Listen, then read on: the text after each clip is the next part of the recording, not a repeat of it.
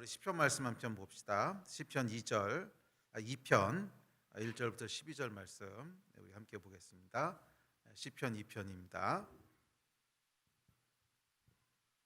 우리 한 목소리 읽읍시다. 시작. 어찌하여 이방 나라들이 분노하며 민족들이 헛된 일을 꾸미는가? 세상의 군왕들이 나서며 관원들이 서로 꾀하여 여호와의 그의 기름 부으심 받은 자를 대적하며 우리가 그들의 맨 것을 끊고 그의 결박을 벗어버리자 하는도다. 하늘에 계신 이가 웃으시며 주께서 그들을 비웃으시리로다. 그때 분을 바라며 진노하사 그들을 놀라게 하여 이르시기를 내가 나의 왕을 내 거룩한 산 시온에 세웠다 하시리로다. 내가 여호와의 명령을 전하노라. 여호와께서 내게 이르시되 너는 내 아들이라. 오늘 내가 너를 낳았도다. 내게 구하라. 내가 이방 나라를 내 유업으로 주리니 내 소유가 땅 끝까지 이르리로다. 내가 철장으로 그들을 깨뜨리며 질그릇같이 부수리라 하시도다. 그런즉 군왕들아 너희는 지혜를 얻으며 세상의 재판관들아 너희는 교훈을 받을지어다. 여호와를 경외함으로 섬기고 떨며 즐거워할지어다. 그의 아들에게 입맞추라. 그렇지 아니하면 진노하심으로 너희가 길에서 망하리니 그의 진노가 급하심이라. 여호와께 피하는 모든 사람은 다 복이 있도다. 아멘. 시편 2편 말씀은 시편 1편과 더불어서 시편 전체에 대한 중요한 주제를 담고 있습니다. 시편 1편은 여러분 잘 아시다시피 그 복에 대해서 얘기하고 있죠. 복에 대해서 얘기하고 있는데 이 시편 1편이 이 개인의 신앙 그리고 개인이 하나님 앞에 순종하는 것을 통해서 어떤 복을 누리게 되는가 하는 이야기를 다루고 있다면 시편 2편은 나라와 민족 그리고 공동체적인 하나님 앞에서의 어떤 태도와 책임에 대한 것을 다루고 있습니다. 그래 우리 하나님은 단순한 개인의 신앙의 대상이실 뿐만이 아니라 모든 우주의 왕이십니다. 그래서 우리 각 사람의 개인의 생사화복을 주도하시고 또 우리가 이 하나님 앞에 신실한 마음으로 믿음으로 순종하는 삶을 살 때 우리에게 복 주시고 또 우리를 붙잡아 주시는 분이시지만 동시에 이 개인의 신앙의 대상이실 뿐만이 아니라 한 나라와 민족을 다스리시는 분이시고 한 나라와 민족의 복과 저주를 주관하시는 분이시고 더 나아가 모든 인류의 미래와 운명을 결정하시는 분이십니다. 그래서 시편 1편과 2편은 시편 전체 아니 좀 더 나가서 성경 전체의 중요한 주제를 이렇게 소개하는 서론적인 그런 시편으로 이해할 수 있습니다. 그래서 시편 1편이 개인적인 측면을 다루고 있다면 시편 2편은 공동체적이고 나라적이고 조금 더 나아가서는 온 인류를 통치하신 하나님, 온 인류의 복과 저주를 주관하시는 그 하나님의 통치에 대한 이야기들을 다루고 있습니다. 근데 참 불행하게도 이 신앙이 이 기독교의 복음이 서구 사회를 거치면서 굉장히 개인주의화됐죠. 굉장히 개인화돼서 신앙이라고 하는 것은 그냥 개인에 대한 이야기로 한정시켜 버리려고 하는 경향이 굉장히 강해졌습니다. 그래서 그냥 내가 하나님을 어떻게 섬길 것이고 내가 어떻게 믿음을 발휘할 것이고 그 위에 하나님이 어떻게 역사하실 것이고 나와 하나님 사이의 관계로만 자꾸 제한하려고 하는데 그렇지 않습니다. 성경이 얘기하고 있는 복음의 아주 큰 또 하나의 축은 하나님은 모든 나라와 민족을 다스리시는 분이시라는 것입니다. 모든 나라와 민족을 통치하시는 분이시라는 것입니다. 그래서 기독교인들의 기도의 책임 중에는 개인에 대한 것도 있지만 공동체적인 나라와 민족을 위한 더 나아가 인류를 위한 모든 열방을 위한 기도의 책임이 있는 줄 믿습니다. 그리고 우리가 그렇게 기도할 때 실제로 하나님께서 모든 민족과 나라를 다스리시고 통치하시고 그 위에 하나님의 뜻들을 행하시게 되는 줄 믿습니다. 자, 그래서 오늘은 시편 2편 말씀을 붙잡고 좀 구체적인 기도들을 합시다. 특별히 이제 대선이 일주도 아니죠. 며칠 앞으로 다가왔는데 특별히 나라와 민족을 위해서 우리가 기도해야 될 책임이 있다고 믿고 또 우리가 그렇게 구할 때 이 열방을 우리에게 유업으로 주신다고 했지 않습니까? 이방 나라와 민족을 우리에게 유업으로 주신다 약속하신 이 약속을 믿음으로 함께 좀 기도했으면 좋겠습니다. 자, 시편 2편 말씀 내용들을 좀 살펴봅시다. 자, 먼저 1절부터 3절 같이 읽겠습니다. 자, 1, 2, 3절 읽읍시다. 시작. 어찌하여 이방 나라들이 분노하며 민족들이 헛된 일을 꾸미는가? 세상의 군왕들이 나서며 관원들이 서로 꾀하여 여호와와 그의 기름 부음 받은 자를 대적하며 우리가 그들의 맨 것을 끊고 그의 결박을 벗어버리자 하는도다. 이 시편 기자는 열방이 분노하고 민족들이 헛된 일을 꾸민다고 얘기합니다. 군왕들이 나서서 여호와를 대적하고 관원들이 서로 꾀를 냅니다. 자, 시편 기자가 서술하고 있는 하나님을 떠난 세상의 모습이에요. 하나님을 떠난 세상의 모습은 하나님을 대적한다는 거예요. 하나님을 떠나 헛된 일을 계획한다는 것입니다. 그것이 하나님을 떠난 세상의 모습입니다. 뭐 개인도 그렇지만 나라와 민족도 마찬가지라는 것입니다. 한 나라와 민족 또 세상이 움직이는 그 원리들을 보면 결국 하나님을 대적하여 헛된 일을 꾀한다는 것입니다. 세상에는 똑똑한 사람들이 참 많죠. 힘 있는 사람도 많고 돈 많은 사람들도 많습니다. 시편 2편은 이들을 군왕 또는 뒤에 가면 재판관 또 관원 뭐 이렇게 표현합니다. 그러니까 이 표현은 뭐냐면 세상을 움직이는 것처럼 보여지는 사람들. 그 당시에 세상을 운영하는 사람은 누구예요? 왕이죠.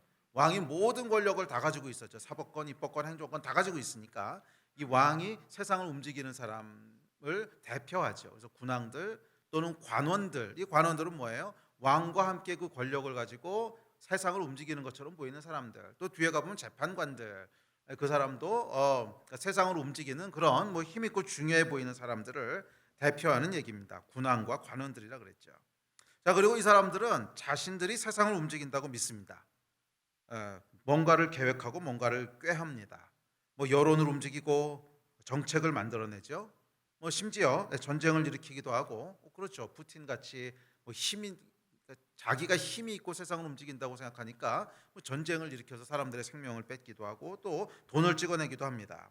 자, 군왕과 관원들이 서로 일을 꾀합니다. 그런데 성경은 이 모든 일들에 대해서 뭐라고 한마디로 정의하냐면 헛된 일이라고 정의합니다. 어찌하여 이방 나라들이 분노하며 민족들이 헛된 일을 꾸미는가? 이 모든 그러니까 세상을 움직인다고 자기들이 생각하고 세상을 통치한다고 생각하고 그 힘 있고 똑똑하고 권력 있고 이런 사람들이 세상을 이끌어간다고 생각하는데 이 모든 일들에 대해서 성경은 한마디로 딱 정의합니다. 헛된 일이라는 거예요. 헛된 일이라는 거예요. 이 군왕과 관원들, 힘 있고 똑똑하고 돈 많은 사람들이 헛된 일을 꾸미고 있다고 그렇게 규정합니다. 자, 이들이 하는 일이 왜 헛된 일인가 하면 이들이 하는 일은 뭐예요? 기름 부음 받은 자를 대적하고 있다는 거예요. 창조주 하나님을 대적하고 있다는 거예요. 이게 여러분 얼마나 헛된 일인가 생각해 보세요. 피조물이 창조주를 대적해서 어쩌겠다는 겁니까? 피조물이 창조물을 대적해서 어쩌겠다는 거예요. 그래서 시편 2편이 시작하는 어찌하여 이방 나라들이 할 때 이 어찌하여라고 하는 거가 신학자들이 해석해 놓은 걸 보니까 이게 그냥 의문문 어찌하여 이렇게 why라고 물어보는 것이 아니고 어쩌자고 이런 뉘앙스래요. 이게 그러니까 히브리어로 보면 도대체 어쩌자고 이러느냐 하는 이 좀 놀라움, 탄식 그런 의미라는 거예요. 그러니까 이 피조물이 창조주를 대적하면 어쩌자는 거예요. 도대체 어쩌자고 이들이 창조주를 대적하고 있는가 하는 이 이야기를 하고 있습니다. 자, 그러니까 이것이 헛된 일인 이유는 뭐냐면 기름 부음 받은 일 대적하고 맨 것을 끊고 결박을 벗어버리라는 일이기 때문입니다. 자, 다시 말해 하나님을 대적하는 일이죠. 자, 스가랴서 강의할 때 제가 잠깐 나눴었는데 인간이 언제 하나님을 찾게 되냐면 연약할 때 찾게 된다 그랬어요. 연약한 영이 있을 때 찾게 된다고 했는데 그럼 반대로 인간이 강해지면 어떨 것 같으세요? 똑똑하다고 생각하고 힘이 있다고 생각하고 권력이 있다고 생각하고 재력이 있다고 생각하면 어떡할까요? 하나님 찾지 않는다는 거예요. 인간은 여러분 타락한 인간의 속성은 뭐냐면 힘이 있다고 믿으면 절대로 하나님을 찾지 않는 것이 타락한 인간의 속성이에요. 그래서 타락한 인간은 언제 하나님을 찾게 되냐면 연약할 때 비로소 하나님을 찾게 됩니다. 권력을 가지고 힘을 갖게 되면 찾지 않습니다. 근데 찾지 않는 것뿐만이 아니라 하나님을 대적합니다. 자, 하나님을 대적한다고 하는 건 뭐냐면 창조주의 창조 질서를 벗어나려 한다는 거예요. 창조주가 정해놓으신 창조 질서가 있어요. 한 남자와 한 여자가 결혼하여 가정을 이루어라. 창조주가 정하신 질서지요. 그러니까 이런 질서들을 벗어나려고 한다는 거예요. 그래서 이것을 뭐라고 표현했습니까? 3절에 보면 맨 것을 끊고 그의 결박을 벗어버리자 하는도다. 예, 이 창조주가 정해놓은 질서가 뭐처럼 느껴진다는 거, 속박처럼 느껴진다는 거예요. 나를 이렇게 올가매고 있고 나를 결박하고 있다고 느껴진다는 거예요. 아니죠. 창조주의 창조 질서는 우리에게 복을 주시기 위한 거고 우리가 평화롭게 살기 위해서, 행복하게 살기 위해서 하나님이 주신 질서인데, 인간이 힘을 가지게 되면 뭐라고 그것을 느끼냐면 구속이라고 느낀다는 거예요. 결박이라고 느낀다는 거예요. 그래서 힘을 가지게 되면 반드시 무슨 짓을 하냐면 하나님이 정해놓으신 질서를 끊어버리라 그러는 거예요. 예, 이 맨 것을 끊어버리고 결박으로부터 자유케 되자, 이렇게 얘기한다는 것입니다. 이 18세기 19세기를 지나면서 과학 문명이 발달하죠. 예, 또뭐 인간의 지성이 점점 발달하게 됩니다. 예, 그래서 인류는 이전과는 다른 힘을 가지기 시작하죠. 사실 중세 때만 해도 이뭐 패스트라든지 전염병 하나가 돌고 나면 거의 뭐 유럽의 3분의 1이 죽는, 예, 대처할 수 있는 방법이 없었어요. 그런데 요즘은 달라졌죠. 웬만한 전염병 같은 경우에는 뭐 사실 이 그 코로나도 그러잖아요. 뭐 이것이 엄청나게 퍼지긴 했는데 코로나가 패스트 같이 이렇게 심각한 병은 아니었지만 하여간 굉장히 빠른 시간 내에 극복할 수 있다는 자신감을 가지고 있죠. 뭐 실제로 극복했는지 어땠는지 모르겠지만 하여간 극복할 수 있다는 자신감을 가지고 있죠. 그래서 우리들 중에 누구도 이 코로나로 인해서 인류가 멸망할 거야 이렇게 생각했던 사람은 아무도 없잖아요. 조속한 시일 내에 전부 극복할 거야, 이런 믿음을 가지고 있죠. 뭐냐면 인류가 그만한 힘을 가졌다고 믿는다는 거예요. 인간이 그만한 힘을 가졌다고 믿는 거예요. 실제로 그런 힘을 가졌는지 안 가졌는지는 퀘스천인데 하여간 그렇게 믿고 있는 거죠. 또 뭐 가뭄이나 홍수나 이런 것도 어느 정도 이제 제어하기 시작했죠. 과거하고는 비교할 수 없을 정도로 뭐 제어하기 시작했습니다. 경제는 발전해서 이전보다 먹거리가 훨씬 풍성해졌고 이제는 평균 수명 100세 시대를 바라보고 있습니다. 뭐 심지어 요즘 한창 진행되고 있는 연구 중에 하나는 뭐냐면 죽음을 극복하겠다는 거예요. 예, 죽음을 극복할 수 있다. 그래서 뭐 이 세포가 노화되는 것을 멈추게 하거나 또는 뭐 되돌릴 수 있는 연구 결과가 나왔다. 뭐 이런 것도 요즘 계속 나오거든요. 예, 그러니까 세포가 노화되는 것을 되돌릴 수 있다고 하는 건 뭐 사고로 죽지 않는 한 사람이 영원히 살겠다는 거죠. 예, 그러니까 이뭐 죽음을 넘어서겠다고 하는 것입니다. 또 뭐 동성애 이슈는 대표적이죠. 예, 분명히 하나님께서는 한 남자와 한 여자가 가정을 이루라고 말씀하셨는데 남자가 남자와 여자가 여자와 서로 부끄러운 일을 행하는, 분명히 하나님 이거 하지 말라 그러셨거든요. 근데 이런 질서들로부터 뭐 이제 벗어나려고 합니다. 성경이 뭐라 그랬냐면 이렇게 얘기했죠. 자, 시작. 한 번 죽는 것은 사람에게 정하신 것이요 그 후에는 심판이 있으리니. 분명히 죽는 것은 정해진 하나님의 질서라고 말씀하셨는데 이거를 벗어버리고 벗어나겠다는 거 아닙니까? 죽음을 극복해 보겠다. 사실 이것도 질서를 벗어나겠다는 거죠. 그런데 뭐 여전히 지금 가장 뭐 중요한 이슈는 뭐 동성애에 대한 것으로 좀 대표되긴 하겠지만 동성애뿐만이 아니라 하여간 이런 하나님의 질서들을 벗어나겠다는 거예요. 언제? 힘을 가졌다고 생각했을 때, 힘을 갖고 권력을 가졌다고 생각했을 때 그 맨 것을 끊고 결박을 벗어버리려 합니다. 그러니까 이것이 타락한 인간의 속성이지요. 자, 그런데 이 타락한 인간들의 자만심, 우리가 하나님 없이도 살 수 있어. 더 이상 우리는 하나님이 필요하지 않아. 뭐 중세 때 미개했을 때는 하나님이 필요한 거지. 이제는 우리가 뭐 잘하면 죽음도 넘어설 것 같아 보이는데 더 이상 우리는 하나님이 필요 없어. 그래서 이 헛된 일을 꾀하고 있는 군왕과 관원들을 향해서 이렇게 말씀하십니다. 4, 5, 6절입니다. 시작. 하늘에 계신 이가 웃으시며 주께서 그들을 비웃으시리로다. 그때 분을 바라며 진노하사 그들을 놀라게 하여 이르시기를 내가 나의 왕을 내 거룩한 산 시온에 세웠다 하시리로다. 이 군왕들과 관원들의 시도에 대해서 세 가지로 하나님 반응하시는데 그 첫째는 4절이에요. 웃으신다는 거예요. 하늘에 계신 이가 웃으신다는 거예요. 헛된 시도를 보시며 비웃으신다는 거예요.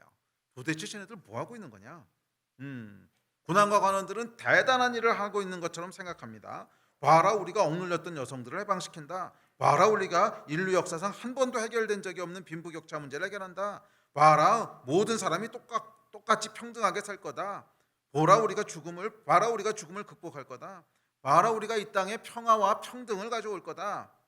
대단한 일을 하고 있다고 생각하고 자부하는데, 그래서 이제 인류는 충분히 똑똑해졌고 충분히 힘을 가졌기 때문에 더 이상 하나님은 필요 없다고 자부합니다. 미개에 있던 때야 뭐 하나님께 뭐 빌고 신께 빌고 이렇게 했지만 지금은 우리가 빌지 않아도 스스로 해결할 수 있는 충분한 힘과 충분한 그런 것들을 가졌다고 생각하는 거죠. 그런데 이 모든 생각과 이 모든 시도를 향해서 하나님 뭐라 그러신다는 거예요? 웃으신다는 거예요. 허허 그러고 웃으신다는 거예요.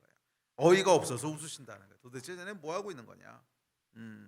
그래서 아까 말씀드렸지만 1절에 어찌하여는 어쩌자고의 뜻이라고 했죠. 도대체 어쩌자고 어떤 일을 꾸미느냐? 어쩌자고 내가 정해놓은 질서를 벗어버리는 거냐? 비웃으신다는 거예요. 자, 두 번째 반응이 있습니다. 두 번째는 5절입니다. 자, 5절에 보면 하나님 이렇게 말씀하십니다. 시작. 그때 분을 바라며 진노하사 그들을 놀라게 하여 이르시기를. 두 번째 반응은 이런 헛된 시도에 대해서 진노하신다는 거예요. 그래서 심판하신다는 거예요. 이 질서를 벗어나게 되면 결국 하나님의 심판이 임하게 됩니다. 그런데 시편 2편은 개인적인 심판이나 개인적인 어떤 믿음에 대한 이야기가 아니라 사실은 나라와 국가에 대한 얘기라고 했죠. 네. 자, 이 얘기는 뭐냐면 하나님의 심판이 임하는데 개인적인 차원에서 심판이 임하는 것이 아니라 이 땅에 나라와 민족 가운데 심판이 임한다는 거예요. 자, 이 이야기는 뭐냐면 결국 하나님의 질서에서부터 벗어나게 되면 그곳에는 하나님의 심판이 임한다는 것입니다. 이것이 하나님이 정해놓으신 법입니다. 물론 이 헛된 일들을 꾸밀 때, 이 군왕과 관원들이 헛된 일들을 꾸밀 때 신실한 크리스찬들은 거기 참여하지 않겠죠. 당연히 참여하지 않고 하나님을 신실하게 섬길 거예요. 그러나 이것은 개인적인 얘기고 어찌됐든지 간에 한 나라와 민족이 그 나라와 민족이 지향하는 가치가 그 나라와 민족이 제정한 법 질서가 하나님의 질서에서부터 벗어나게 되면 그 가운데 거기 동참했던 동참하지 않았던 그 땅은 심판을 받게 된다는 거예요. 그 땅은 심판을 받게 된다는 거예요. 그렇죠. 예를 들어서 뭐 지금이야 그런 걸 많이 극복했지만 과거에는 가뭄이 들면 뭐 아주 심각한 위기를 겪게 됐죠. 그런데 가뭄이 들게 되면 가뭄이 들었다고 하나님의 백성이 예외가 되는 게 아니죠. 땅이 심판을 받게 되면 그곳에 이 신실한 사람이든 아니면 하나님을 대적하던 사람이든 다 같이 고통을 겪게 된다는 거예요. 이게 땅이 받는 심판이에요. 하나님의 질서에서 벗어나게 되면 그 질서를 벗어나는 것을 주관했던 사람은 물론 군왕과 관원들이겠죠. 군왕과 관원들에 의해서 이 땅의 질서가 하나님을 벗어나게 되면 결국 그 땅이 다 같이 심판을 받게 된다는 거예요. 그래서 믿는 자들에게 책임이 있습니다. 우리 한 사람의 나 개인의 신앙만 지키면 되는 것이 아니라는 거예요. 우리에게는 이 땅이 복을 누리도록 해야 될 책임이 있습니다. 네? 믿는 자들은 나 한 사람만 우리 하나님 앞에서 양심을 지키고 나 한 사람만 하나님 앞에서 거룩함을 지키고 믿음을 지키면 됐다가 아니라 이 땅이 받는 저주가 임하지 않도록 땅이 하나님 앞에 복을 누릴 수 있도록 해야 될 책임이 있어요. 그리고 그 땅에 대한 얘기는 아까 뭐라 그랬어요? 결국 이 한 나라 또는 한 사회에 지향하는 가치, 법 질서, 문화 그것이 하나님의 질서 안에 머물러야 된다는 거예요. 그것이 하나님의 질서 안에 머물러야 된다는 거예요. 그렇지 않고 한 나라의 법제도나 아니면 문화나 그 사회가 지향하는 가치가 하나님의 질서로부터 벗어나 있게 되면 근데 세상은 어떻다 그래서 힘을 가지게 되면 끊임없이 벗어나려고 그러는 것이 성향이라 그랬죠. 그러니까 힘을 가지게 되면 이 하나님의 질서 안에 머물려고 하는 것이 아니라 끊임없이 벗어나려고 한다는 거예요. 끊임없이 벗어나려고 한다는 거예요. 그래서 사실 인류 역사도 보면요. 과거에 인류가 힘이 없고 연약할 때는 오히려 하나님께 의존했어요. 그렇죠. 뭐 고대 사회라든지 중세 사회 보면 어쨌거나 하나님을 중심에 두고 뭔가를 하잖아요. 그런데 이 인간이 점점점 힘을 가지게 되면 힘을 가지게 되는 것과 비례해서 무슨 일을 하냐면 하나님의 질서로부터 벗어나기 시작해요. 계속 하나님의 질서로부터 벗어나기 시작합니다. 이것이 타락의 본질이에요. 그래서 우리 믿는 자들이 끊임없이 벗어나려고 하는 이것을 붙잡아 다시 하나님께로 돌이키게 하지 않으면 이 땅은 저주 가운데 임하게 되는 거예요. 그 책임이 저와 여러분에게 있는 줄 믿습니다. 그래서 많은 분들이 그래서 이건 8절에 보면 8절에 보면 이렇게 얘기합니다. 시작. 내게 구하라. 내가 이방 나라를 내 유업으로 주리니 내 소유가 땅 끝까지 이르리라. 그래서 믿는 자들에게 뭐라 그러는 거예요? 내게 구하라는 거예요. 내게 기도하라는 거예요. 그러면 열방을, 나라를 유업으로 준다는 거예요. 예, 우리가 기도할 때 나라를 유업으로 받을 수 있다는 거예요. 자, 그러니까 다시 말해서 이 땅은 군왕과 관원들에게 속한 것이 아니라 사실은 하나님의 백성에게 속했다는 것을 얘기하고 있습니다. 언제? 기도할 때. 우리가 구체적으로 하나님 앞에 구할 때. 예, 사실은 겉으로 보기에는 또 스스로는 군왕과 관원들, 스스로 힘이 있고 똑똑하고 이렇다는 사람들이 세상을 운영하고 끌고 간다고 생각을 하지만 실제로는 누가 운영하고 끌고 간다는 거예요? 하나님의 백성들이 끌고 간다는 거예요. 그 책임이 하나님의 백성들에게 있다는 것입니다. 구할 때, 기도할 때, 그럴 때 이 땅이 하나님의 유업으로 우리에게 주어질 수 있는 줄 믿습니다. 그래서 한 나라가 복을 누릴 것인지 아니면 심판에 처할 것인지, 그것은 믿는 자들에게 달렸습니다. 교회에게 달렸습니다. 그래서 우리가 나라와 민족을 위해서 기도할 때 정말 놓치지 말아야 될 핵심적인 기도 제목은 뭐냐면 교회를 위한 기도입니다. 교회를 위한 기도예요. 그 땅에 교회가 제대로 살아있을 수 있어야, 그래야 그 땅에 하나님의 통치가 제대로 임할 수 있고, 그래야 복을 받는 나라가 될 수 있습니다. 교회가 깨어있지 못하면 결국엔 자연스러운 경향성이 뭐라 그랬어요? 계속 하나님으로부터 벗어나려고 그러는 거예요. 이것을 다시 붙잡아서 일로 끌어당겨 놓을 수 있는 게 뭐예요? 교회거든요. 교회가 뭐 할 때? 기도할 때. 이해가 되십니까? 그러니까 우리의 죄성은 마치 스프링 같아요.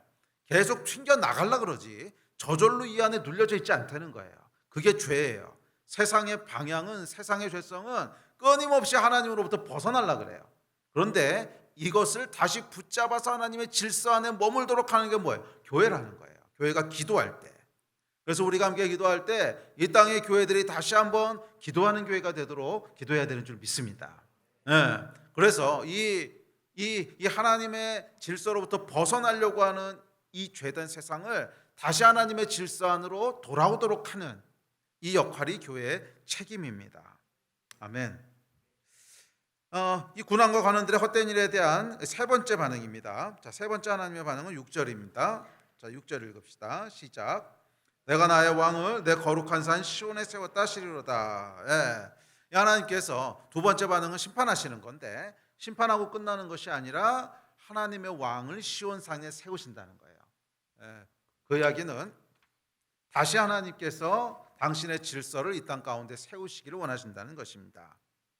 심판으로 끝나는 것이 아니라 허무시고 그 위에 다시 하나님의 원래 질서들을 세우시는 것, 이게 하나님의 반응입니다.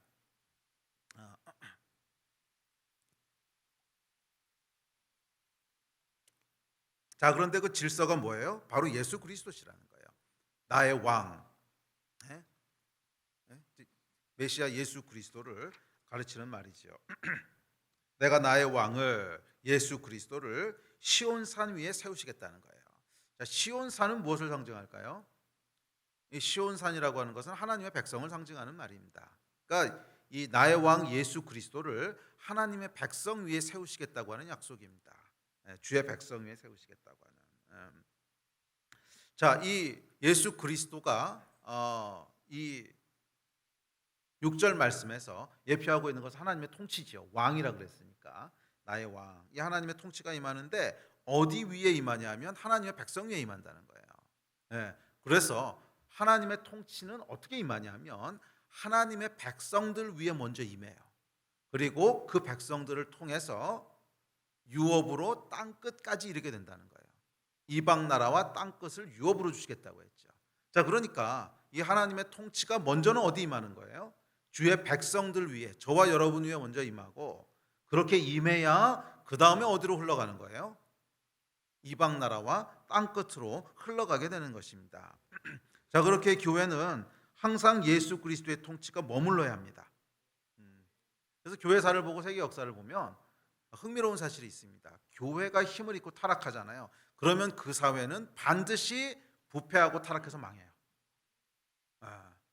교회가 타락하잖아요. 그러면 그 사회는 도덕의 기준을 잃어버리고 부패하고 타락해서 결국엔 망해요. 예외가 없었어요.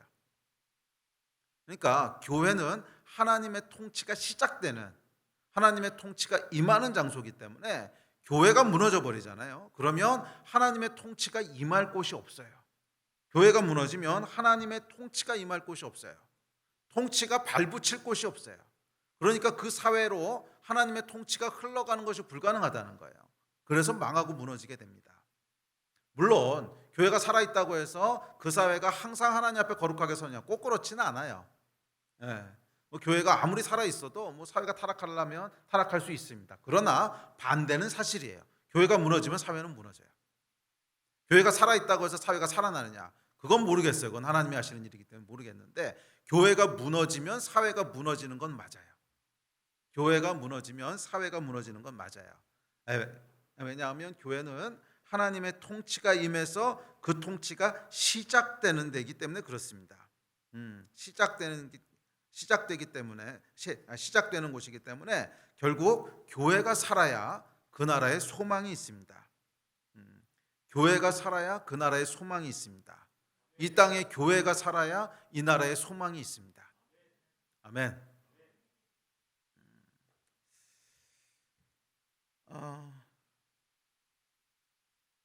자, 이어지는 7절부터 9절 봅시다. 7, 8, 9절 읽습니다. 시작. 내가 여호와의 명령을 전하노라. 여호와께서 내게 이르시되 너는 내 아들이라. 오늘 내가 너를 낳았도다. 내게 구하라. 내가 이방 나라를 내 유업으로 주리니 내 소유가 땅 끝까지 이르리로다. 내가 철장으로 그들을 깨뜨리며 질그릇같이 부수리로다 하시도다. 자, 거룩한 산 시온에 임한 메시아의 통치가 이제 열방으로 땅 끝으로 흘러가게 됩니다. 우리 눈에는, 또 세상 눈에는 군왕과 관원들의 힘이 커 보이고 그들이 세상을 통치하는 것처럼 보이지만 실상 그렇지 않다는 거예요. 실제로 이 땅을 정말로 통치하시는 분은 예수 그리스도이십니다. 그리고 동시에 예수 그리스도의 영이 머무는 성도들입니다. 예수 그리스도와 성도들이 땅을 통치하는 자들이라는 거예요. 그래서 이 7, 8, 9절에 보면 이제 내가 이런 이제 인칭 대명사들이 나오는데, 이것은 거의 대부분은 예수 그리스도를 일차적으로 얽히는 말입니다. 그렇지만 동시에 예수의 영이 임하는 성도들을 같이 임하는 거예요. 같이 지칭하고 있는 거예요. 그래서 우리가 8절 말씀을 내게 구하라,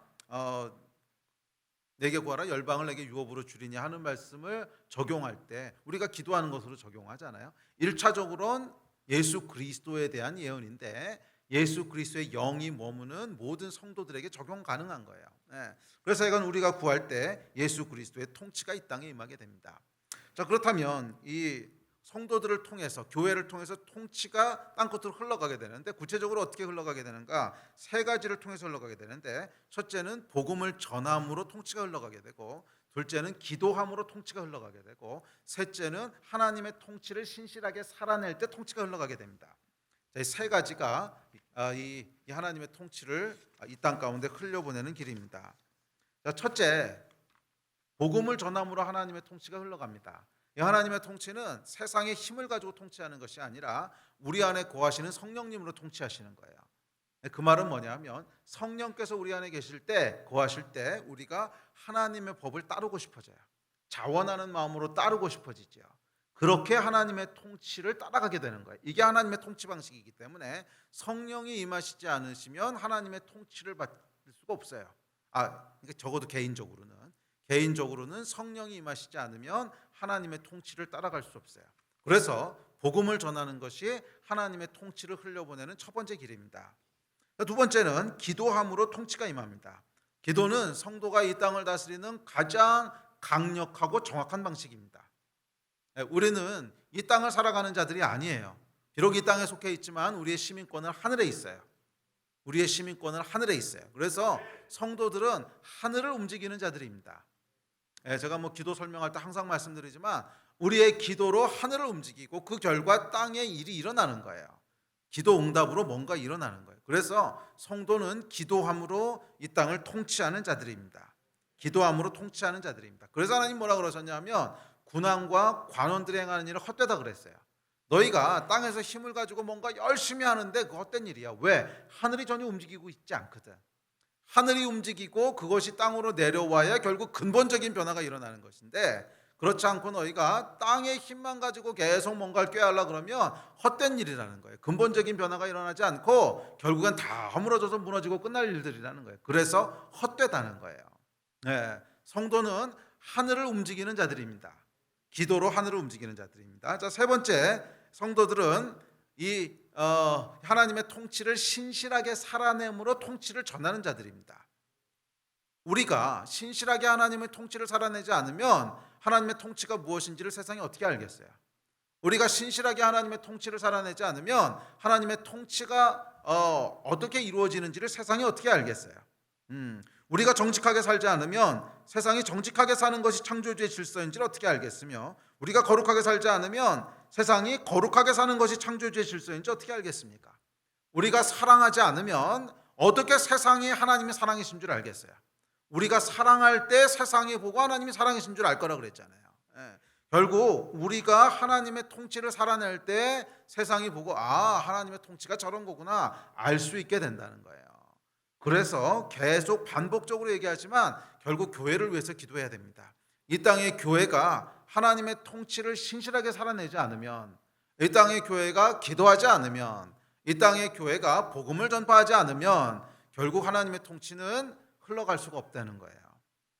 교회에 생명이 돌아오도록 우리 다시 한번 기도합시다. 그럴 때 하나님께서 이 땅에 복을 내리실 것입니다. 자, 마지막 10절부터 12절입니다. 시작. 그런즉 군왕들아, 너희는 지혜를 얻으며 세상의 재판관들아, 너희는 교훈을 받을지어다. 여호와를 경외함으로 섬기고 떨며 즐거워할지어다. 그의 아들에게 입맞추라. 그렇지 아니하면 진노하심으로 너희가 길에서 망하리니 그의 진노가 급하심이라. 여호와께 피하는 모든 사람은 다 복이 있도다. 아멘. 마지막 이제 세 구절은 세상의 군왕과 관원들에게 던지는 하나님의 선포입니다. 너희는 지혜를 얻으며 너희는 교훈을 받을지어다. 자, 이 말이 여러분 의미가 있는 것은 믿는 하나님의 백성들에게 던지시는 말씀이 아니라 세상의 군왕과 세상의 지도자들에게 던진 말씀이라는 거예요. 군왕들아, 너희는 지혜를 얻으며 세상의 재판관들아, 너희는 교훈을 받을지어다. 그러니까 이 군왕과 세상의 재판자들은 하나님을 아는 자들일 수도 있고 하나님을 모르는 자들일 수도 있어요. 상관없다는 거예요. 세상의 군왕과 재판관들에게 뭐라 그랬냐면 너희는 하늘의 지혜를 얻고 너희는 하나님의 교훈을 받으라는 거예요. 그래야 땅이 복을 받게 된다는 거예요. 그래야 땅을 복을 받게 된다. 이 앞서도 이 얘기를 했지만 우리는 이 땅의 지도자들이 하나님의 지혜를 얻고 하나님의 교훈을 받도록 기도해야 됩니다. 그래야 이 땅이 복을 받기 때문에 그렇습니다. 더불어 우리가 이제 대선을 앞두고 있는데 이 대선을 위해서 우리가 기도하고 또 믿는 자들로서 우리가 투표권을 행사할 거 아닙니까? 그랬을 때 여러분 명확한 성경적인 원리를 아시기 바랍니다. 과거에 우리가 여러 번 저질렀던 실수가 있어요. 그 실수가 뭐냐면 장로가 대통령 돼야지 이런 거 있었잖아요. 장로가 대통령 돼야지. 그래서 근대사를 보면 장로가 몇 번 대통령이 되셨어요. 그런데 그 결과가 어땠나요? 우리가 기대했던 거하고는 좀 달랐죠. 우리가 기대했던 거하고는 좀 달랐어요. 그래서 사실은 이 개인적인 차원의 믿음과 공동체적인 차원의 믿음은 조금 달라요. 개인적인 차원의 믿음은 우리 각 사람의 믿음의 고백과 또 우리가 하나님 앞에 어떤 태도로 살아가는가는 각 개인의 책임이라면 공동체가 하나님 앞에 설 때는 조금 다르다는 거예요. 그 공동체의 리더나 지도자가 개인적으로 하나님을 믿느냐 믿지 않느냐 하는 것과는 좀 별개로 그 공동체가 지향하는 가치와 그 공동체의 법 질서와 그 공동체의 문화나 이런 것들이 하나님이 창조하신 질서와 맞느냐 하는 것이 훨씬 더 중요해요. 그것이 공동체적인 차원에서의 복과 저주를 가른다는 거예요. 개인적인 차원의 복과 저주는 좀 다릅니다. 개인적인 차원의 복과 저주는 결국 믿음에 의해서 결정되는 거예요. 그 믿음이 없는 사람이 아무리 착하게 살고 믿음이 없는 사람이 아무리 뭐 성경적인 가치를 가지고 산다고 할지라도 그렇다고 하나님의 복이 임하는 건 아니죠. 각 개인의 신앙은 결국 우리의 내적인 믿음이 모든 것을 결정합니다. 응? 네. 그래서 거듭나지 않은 사람이 아무리 성경을 읽고 원수를 사랑하라고 했고 뭐 오른뺨 치고 왼뺨 치라고 했고 그래서 아무리 성경적으로 살아본다고 한들 뭐 그런다고 해서 그것이 하나님 앞에 뭐 큰 이게 되는 게 아니에요. 결국엔 믿음으로 결정되는 건데 우리 안에 있는 내면에 대한 이야기인데 공동체는 좀 다르다는 거예요. 공동체는 무슨 내면이 있는 인격이 아니잖아요. 나라와 민족이 내면이 있는 인격이 아니잖아요. 그래서 공동체 차원에서 다뤄야 될 일을 개인적인 차원하고 혼돈해서는 안 돼요. 예? 그러니까 우리가 만약에 장로가 한 명 있고 넌 크리스찬이 한 명 있는데 장로긴 한데 이 사람은 전혀 성경적인 가치를 살고 있지 않아. 그리고 이 사람은 크리스찬은 아닌데 보면은 가치는 성경적이야. 그러면 이 땅이 복을 받기 위해서는 누구를 세워야 된다는 거예요? 이걸 세워야 된다는 거예요. 그게 공동체적인 차원의 의라는 거예요. 이해가 되십니까? 개인적인 차원하고는 좀 다르다는 거예요. 공동체가 복을 누리는 길은 그 공동체의 질서 자체가 하나님의 질서 안에 머물 수 있느냐 하는 것이 관건이라는 거예요. 네? 인격을 갖고 있는 개인하고는 좀 다르잖아요. 개인과 공동체. 뭐 공동체는 내면이 있는 것도 아니고 공동체가 믿음을 발휘한다. 뭐 이런 말도 애매한 말이고 그렇죠.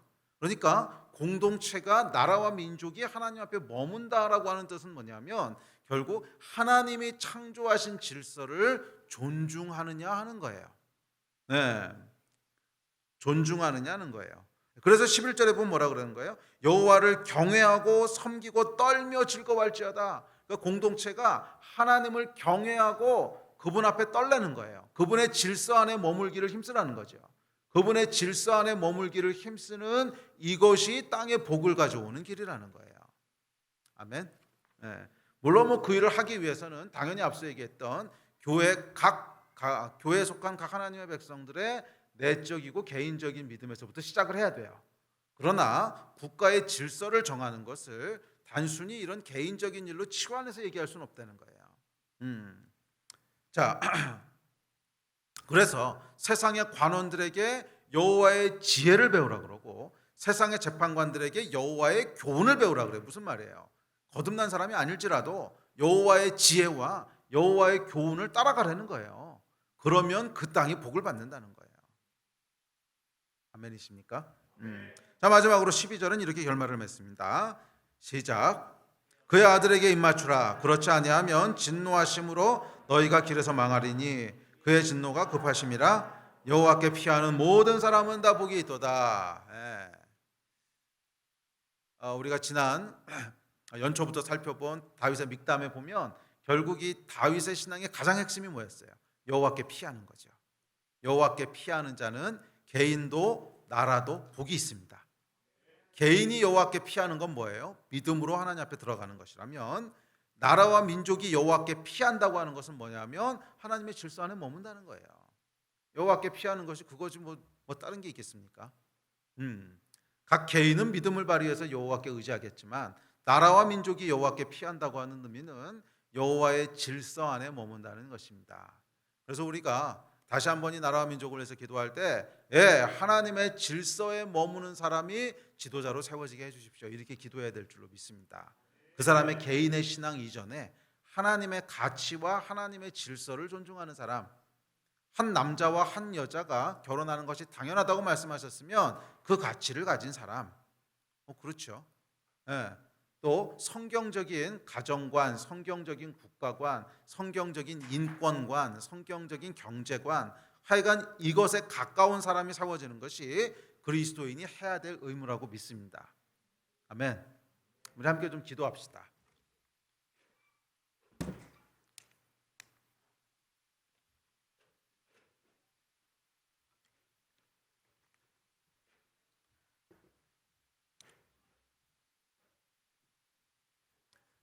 뭐 대선을 앞두고 이상한 말 했다고 선거법 위반이라 그러지 않을까 모르겠네요. 저는 누구 찍으란 얘기 전혀 안 했습니다. 판단은 여러분이 알아서 하시는 거예요. 여러분이 알아서 하시는 건데 결국 중요한 것은 누가 성경적인 가치를 지켜낼 것인가. 이것이 우리의 기준이 돼야 됩니다. 그 사람의 개인의 신앙이 좋냐 틀리냐 하는 것 이전에 누가 성경적인 가치를 이 땅에서 지켜낼 것인가, 그것이 믿는 자들의 기준이 돼야 된다고 믿습니다. 근데 물론 개인의 신앙이 있는 사람이 성경적인 가치를 지켜낼 가능성이 더 클 수도 있겠죠. 그렇지만 과거 우리 경험에 의하면 꼭 그렇진 또 않더라고요. 아주 신앙이 좋은 사람인 줄 알았는데 막상 권력의 자리에 앉고 보니까 많은 부패를 저지를 수도 있고 그렇잖아요.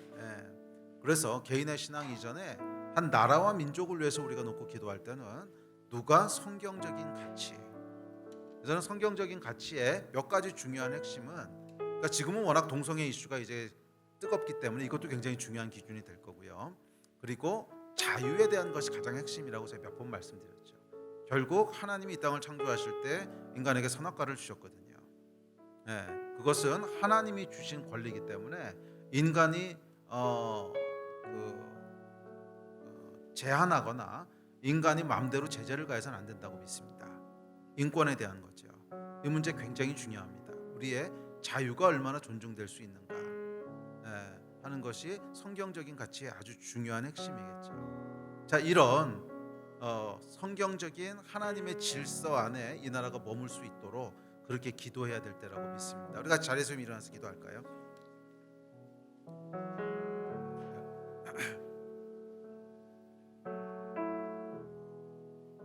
구체적으로 좀 기도했으면 좋겠는데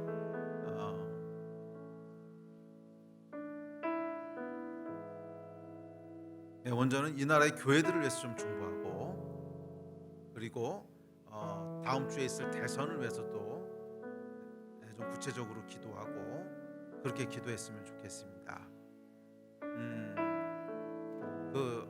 오늘 제가 이 금요예배를 놓고 이렇게 기도할 때 주셨던 마음은 하나님께서 응답받을 것을 좀 믿음으로 기도하라는 마음이었습니다. 우리의 기도가 반드시 응답될 거라고 하는 것을 좀 믿음으로 기도합시다. 그것이 응답될 모습을 상상하면서 기도합시다. 그래서 미리 감사하셔도 좋고요. 하여간 그냥 우리가 기도하는 것이 아니라 반드시 응답받을 것을 좀 믿고 그렇게 기도하라고 하는 마음을 하나님이 주셨어요. 그래서 우리 같이 좀 기도할 때 구체적으로 하나님 응답하실 것을 좀 믿고 기도합시다. 자, 우리 먼저 기도할 때 이 땅의 교회들을 위해서 기도하겠습니다. 이 땅의 교회들을 놓고 기도할 때 교회가 결국 생명입니다. 이 나라의 미래의 소망은 교회에 있습니다. 교회 가운데 정말이 하나님의 통치가 머무는 기도하는 교회들이 되게 하시고 하나님의 통치를 살아내는 교회가 되게 하시고 이 땅에 하나님을 나타내는 교회가 되게 해주십시오. 우리 이 땅의 교회들을 위해서 좀 기도합시다. 특별히 이 코로나 기간을 겪으면서 교회가 많이 위축되어 있고 또 목회자들도 많이 위축되어 있습니다. 우리 하나님께서 특별히 기름 부으시고 특별히 은혜 주셔서 교회가 다시 한번 살아나게 하시고 교회가 다시 한번 하나님 앞에 기도하게 하시고 교회가 다시 성령 안에서 깨어나게 하시고 교회가 이 나라를 위해서 중보하는 교회가 될 수 있도록 주여 세 번 부르짖고 이 땅의 교회들을 위해서 합심해서 기도하시겠습니다.